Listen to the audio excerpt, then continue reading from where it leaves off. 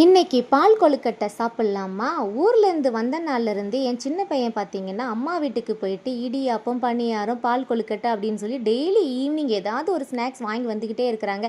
நாங்களும் புடின்னு புடிச்சு சாப்பிட்டுக்கிட்டே இருக்கிறோங்க. போகிற பக்கம் பார்த்தா ஊர்லேருந்து போகும்போது ஒரு 5 கிலோ வெயிட் ஏறிட்டு தான் போவோம் போலுக்கு.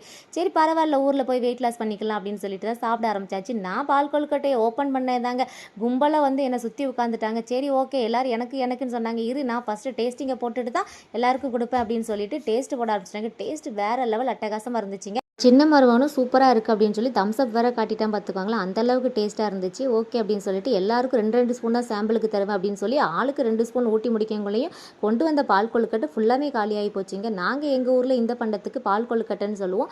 நீங்கள் உங்கள் ஊரில் இந்த மாதிரி பண்ணுற ஸ்நாக்ஸுக்கு என்ன பேர் சொல்லுவீங்க அப்படின்னு சொல்லுங்கள். ஏன்னா ஒவ்வொரு ஊர்லேயும் ஒவ்வொரு பேர் சொல்லுவாங்க அப்படின்னு சொல்லி கேள்விப்பட்டிருக்கேன். அதனால தான் கேட்குறேன், மறக்காமல் சொல்லிட்டு போங்க. அதுக்கப்புறம் பார்த்தீங்க அப்படின்னு சொன்னால் ஏன் மாறி மாறி தம்ஸ் அப் காட்டிட்டு இருக்கீங்கன்னு தான் பார்க்குறீங்க. லைக் போட மறந்துருந்தீங்க, லைக்கை போட்டு விட்டு போங்க.